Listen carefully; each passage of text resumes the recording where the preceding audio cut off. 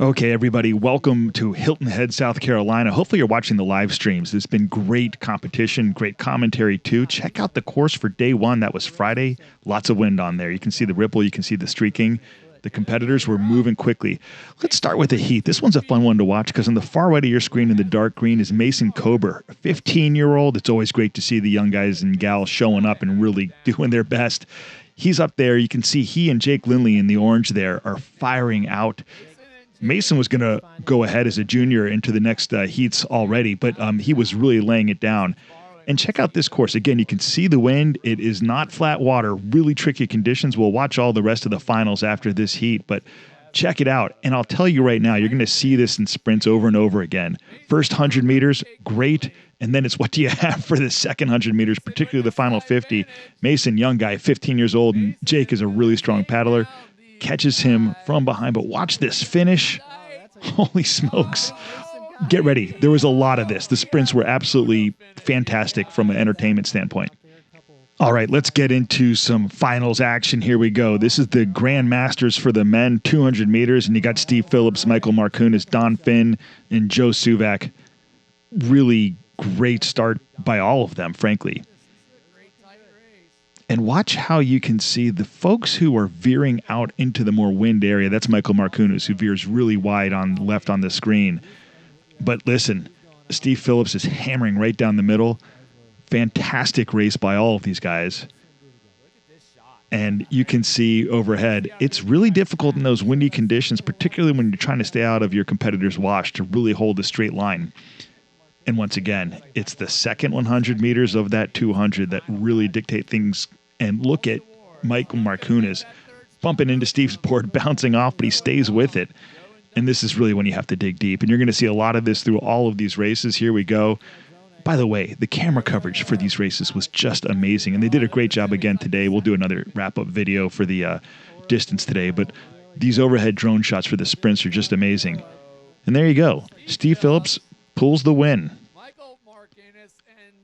All right, we're going to jump across now to the Golden Masters for the women here. You can see big gust of wind comes, pushes them over the start line. The starters decide just to go for it. It looks like they got pushed over pretty evenly.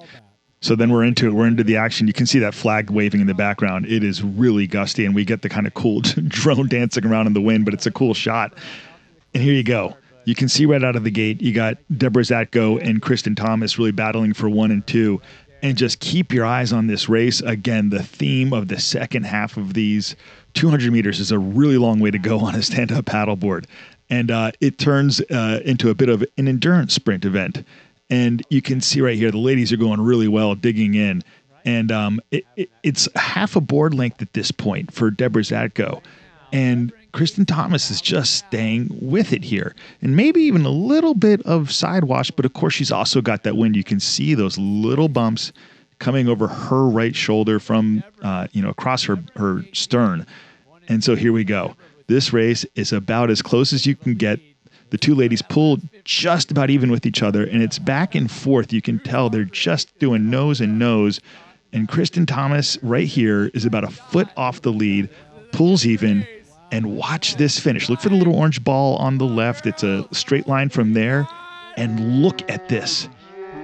By a nose. It's like a final paddle stroke that catches it. Let's take a still look at this. Unbelievable.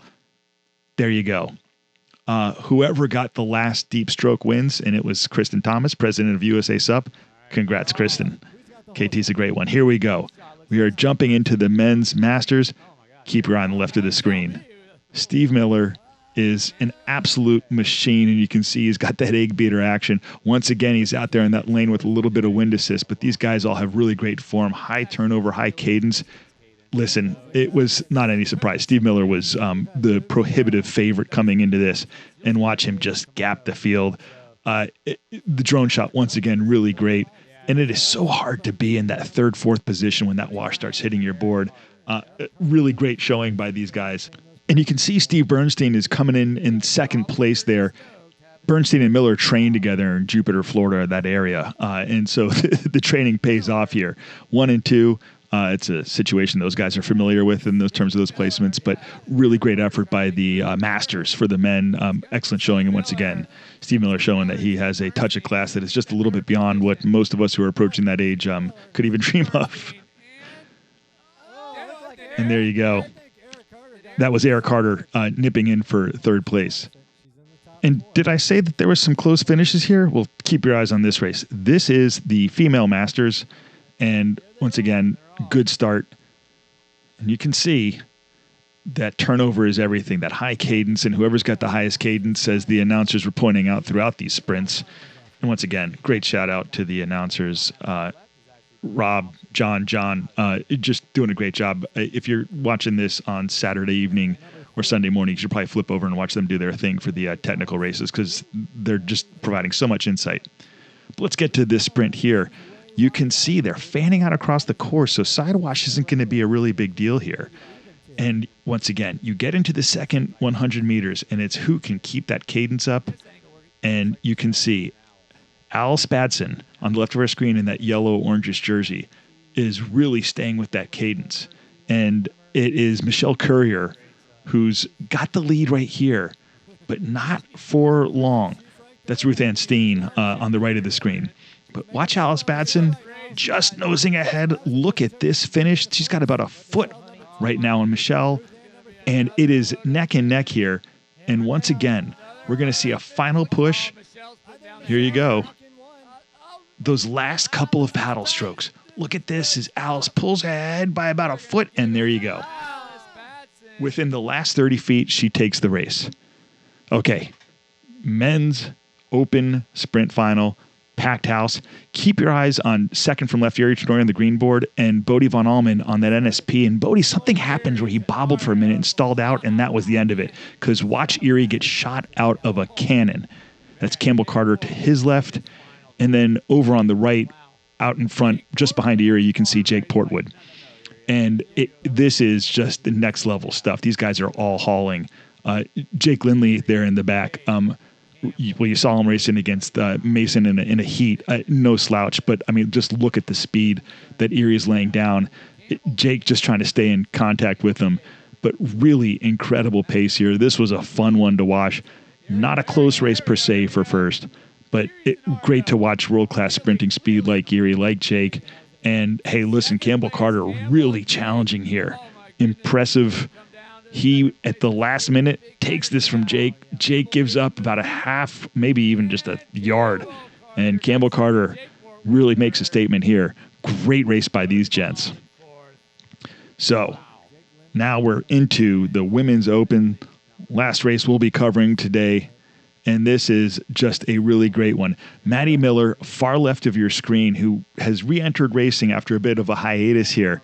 She was a really highly touted and talented youth paddler. She launches out. And I think if you did not know about Maddie, you would have thought that Seychelles would have been the prohibitive favorite. But here comes Maddie really laying down. You can see that choke stroke. Wind at her back. She's in that sort of windier outside lane. Then there's Seychelles. To her left is Maddie LeBlanc and then Kim Barnes. And look at this bunching here. Maddie LeBlanc gets squeezed out, and you can see it really well from the drone. This is so tricky. And so here we go. Maddie's found her own line. That is Maddie Miller. There on the left has found her own line. Seychelles is just unable to bridge that gap, actually losing ground here in the final 30 meters or so. And it goes to Maddie Miller. She takes the win. A bit of a surprise if you're not familiar with her, but keep your ears open because you'll be hearing a lot more about Maddie. Great weekend of racing. We'll have some more on the distance race. We'll get that into the YouTubes tomorrow for you. Enjoy. Thanks for watching. Those are your top 4 open women.